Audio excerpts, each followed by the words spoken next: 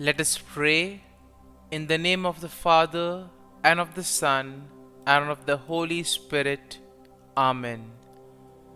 O Jesus, through the Immaculate Heart of Mary, I offer you my prayers, works, joys, and sufferings on this day for all the intentions of your Sacred Heart, in union with the holy sacrifice of the Mass throughout the world, in reparation for my sins, for the intentions of all my relatives and friends, and in particular for the intentions of the Holy Father.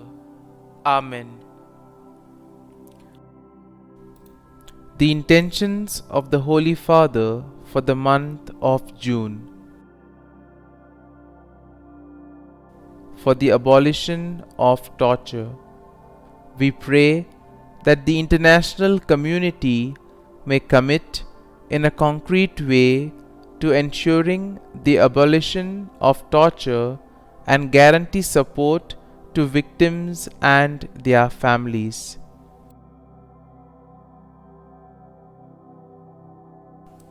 Our Father, who art in heaven, hallowed be thy name.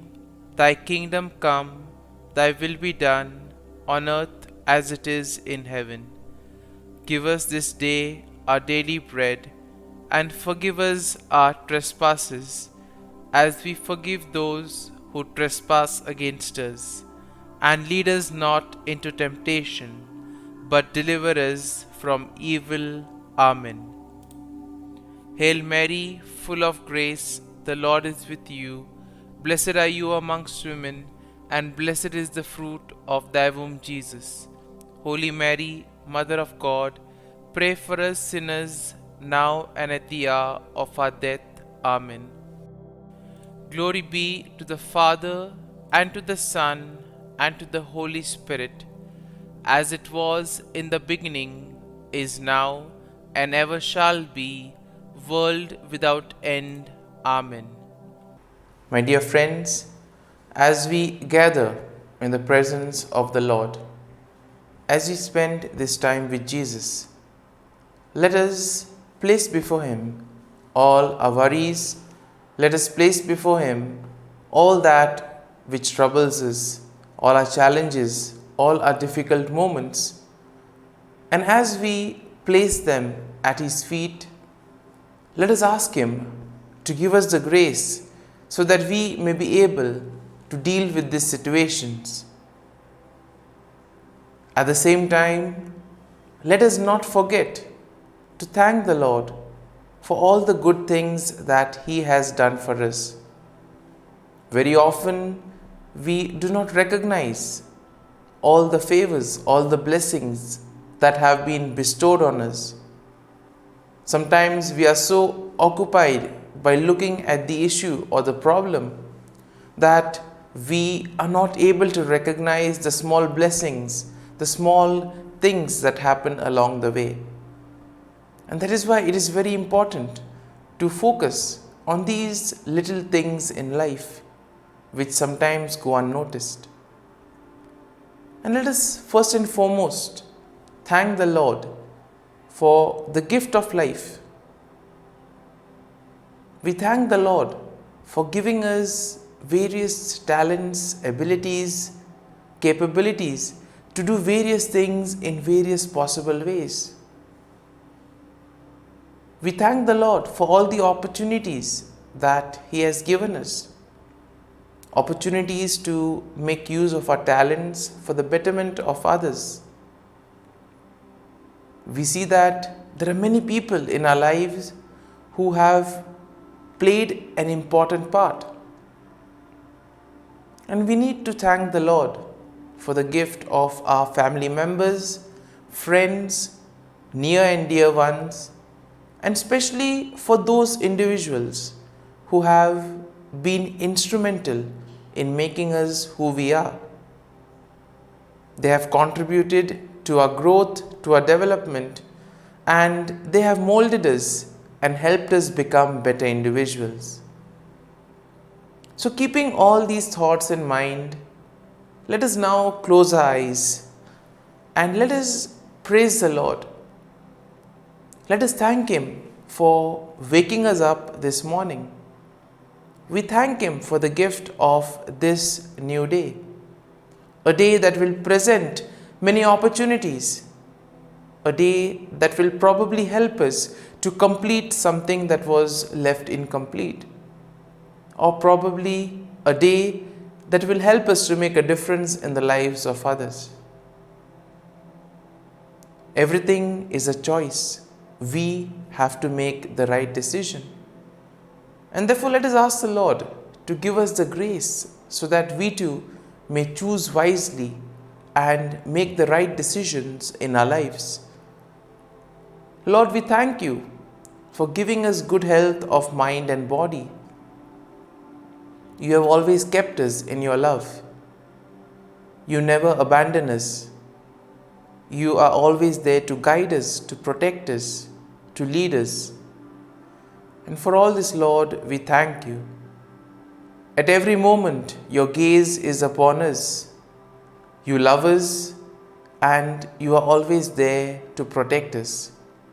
For all this, Lord, we thank you, we glorify you, and we praise you. My dear friends, let this day be a day of joy and blessings in the name of the Lord Jesus Christ. And today we shall reflect and meditate on Psalm 43. As usual, we shall have an overview of the psalm and then we'll reflect on it in detail. Now, Psalm 43 is a lament and a prayer for vindication and deliverance in a time of distress. And here we see that the psalmist will express his deep longing for God's presence, and at the same time he seeks the help of the Lord in overcoming his enemies. And through the various verses, though the psalm is short, we see that it is a heartfelt prayer of a person in distress who is seeking God's help, especially God's presence, and in a way he wants God to help him to overcome his enemy. Now, what is important to note is the confidence that the psalmist has in God's faithfulness, and he says that God's goodness always shines through. He encourages himself to trust in God and to hope in the unfailing love of the Lord. And now let us reflect on the psalm in detail. The psalm begins, "Vindicate me, O God, and defend my cause against an ungodly people. For those who are deceitful and unjust, deliver me."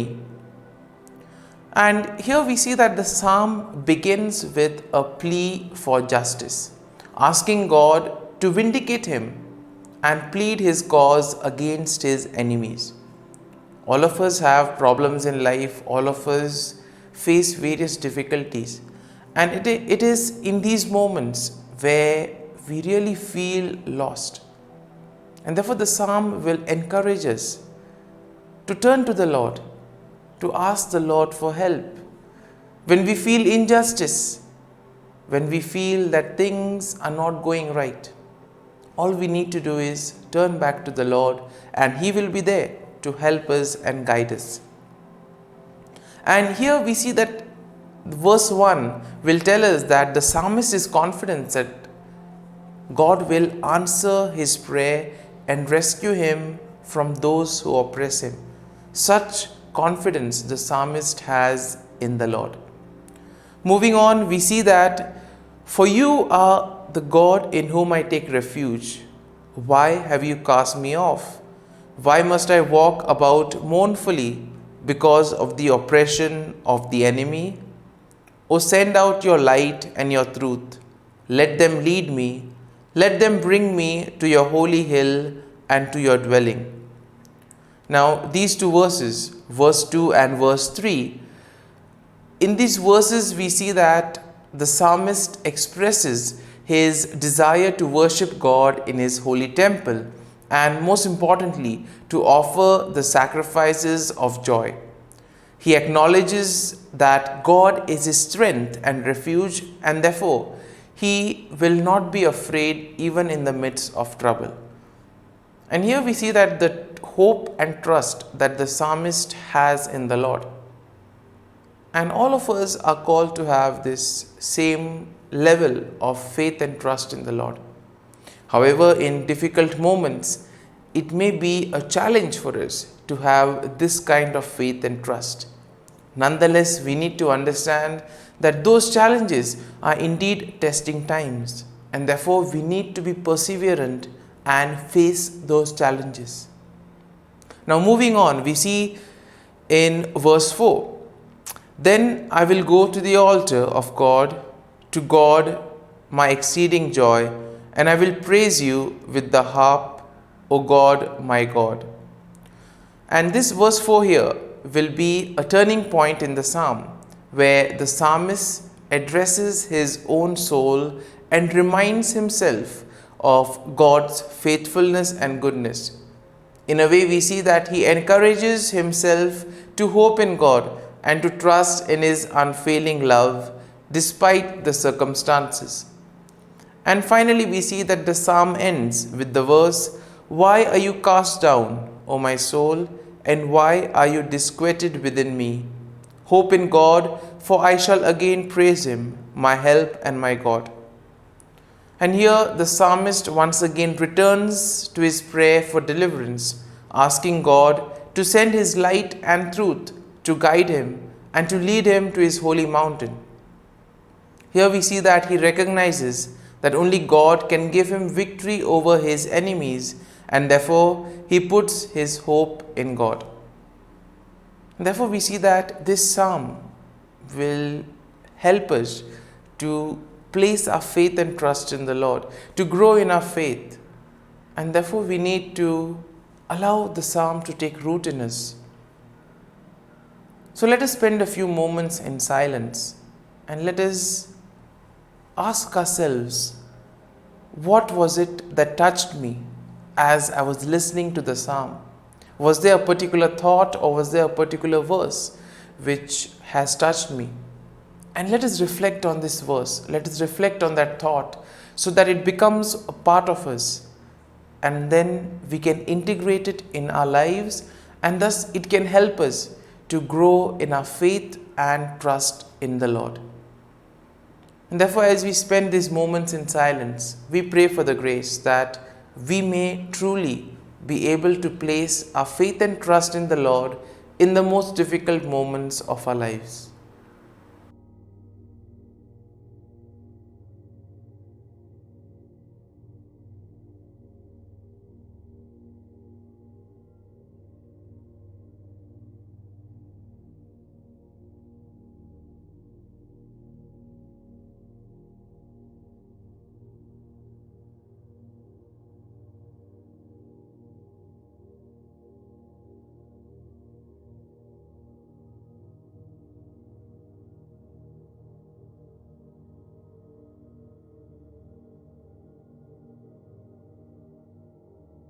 Prayer to Saint Michael the Archangel for protection. Saint Michael the Archangel, defend us in battle. Be our defense against the wickedness and snares of the devil. May God rebuke him, we humbly pray. And do thou, O Prince of the heavenly hosts, by the power of God, thrust into hell Satan and all the evil spirits who prowl about the world, seeking the ruin of souls. Amen. Act of Adoration. O Sacrament most holy, O Sacrament divine, all praise and all thanksgiving be every moment thine. Saint Gertrude, prayer for souls in purgatory.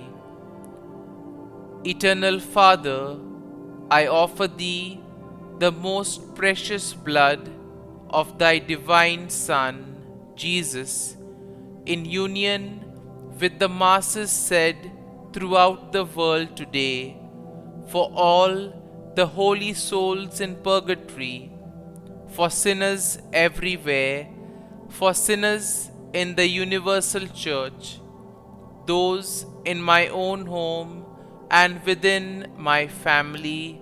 Amen. May the divine assistance remain always with us, and may the souls of the faithful departed through the mercy of God rest in peace. Amen. Glory be to the Father, and to the Son, and to the Holy Spirit, as it was in the beginning, is now, and ever shall be, world without end. Amen.